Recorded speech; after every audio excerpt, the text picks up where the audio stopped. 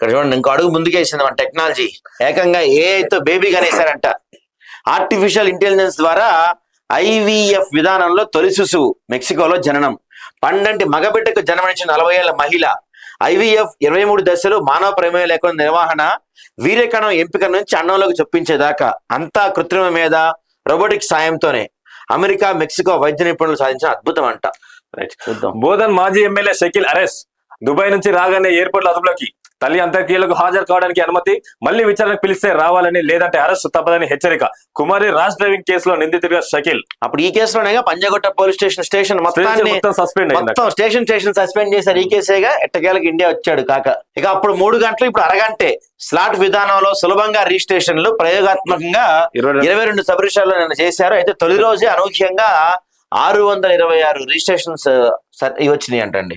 Next, మార్కుల కోసం మాతృభాషకు మంట. అన్ని ప్రభుత్వ కాలేజీల్లోనూ సంస్కృతం. వివరాలు కోరిన ఇంటర్ విద్యా సంచాలకులు వచ్చే ఏడాది అమలు చేయాలనే యోచన. 3 ఏళ్ల ప్రతిపాదన తెరపైకి. అమలైతే ఇంటర్లో తెలుగు కనుమరుగే. ఆలోచన విరమించుకోవాలి తెలుగు సంఘాల డిమాండ్. కందిపప్పు కాంట్రాక్టులు రద్దు. టెండర్లు పిలవకుండా కట్టబెట్టడంపై ఆంధ్రజ్యోతి కథనాలతో సర్కార్ చర్యలు. అంగన్వాడీ కేంద్రాలకు సరఫరా కోసం నామినేషన్ పద్ధతి ఇచ్చిన అధికారులు. ఈ వ్యవహారంపై మంత్రి సీతక్క ఆగ్రహం. దీని గురించి మాట్లాడండి మనం. ఎందుకంటే మనం యాక్చువల్ గా మనం షాప్కి వెళ్ళి కొంటే కందిపప్పు ఎంత కేజీ? మహా అయితే 120, 130 మాక్సిమం.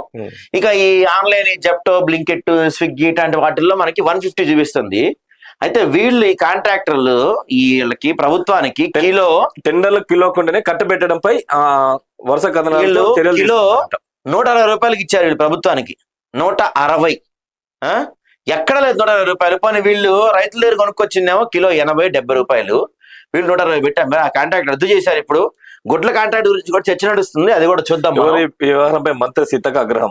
అమ్మ తల్లి మంచి సీతక్క, ఆమెకు తెలుసు కదా అదే పేద ప్రజలు పడే కష్టాలు ఏంది, గిరిజనులు పడే కష్టాలు ఏందనేది. ఇక నెక్స్ట్, ట్రంప్ ఇన్సైడర్ ట్రేడింగ్. కొనడానికి ఇదే సమయం అంటూ సుంకాల అమలు వాయిదాకు ముందు పోస్ట్. 3,570 కోట్లు పెరిగిన ట్రంప్ సంపద. దీనిపై విచారణ జరపాలని డెమోక్రాట్ల డిమాండ్. బెదిరింపులకు లొంగం, చర్చలకు సిద్ధం అంటున్న చైనా. అమెరికాకు వ్యతిరేకంగా కూటమి కట్టే దిశగా యూరోప్, దక్షిణాసియా నేతలతో సంప్రదింపులు. జిన్పింగ్ చాలా తెలియని వ్యక్తి అని ట్రంప్ ప్రశంస. తొలుత విధించిన 20% సుంకాలు కలిపితే చైనా సుంకాలు 140% అని వైట్ హౌస్ చెప్తున్నారు. దీని తర్వాత విద్యార్థి వీసా రద్దు అయితే ఇంటికైనా 15 రోజుల్లో వెళ్లిపోవాలనే నిబంధన. అయోమయంలో భారత విద్యార్థులు. యూనివర్సిటీ న్యాయవాదుల మద్దతుతో కొంతమేర ఉపశమనం.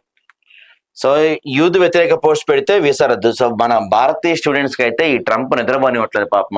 మరి ఏం చేయాలో చూడాలి.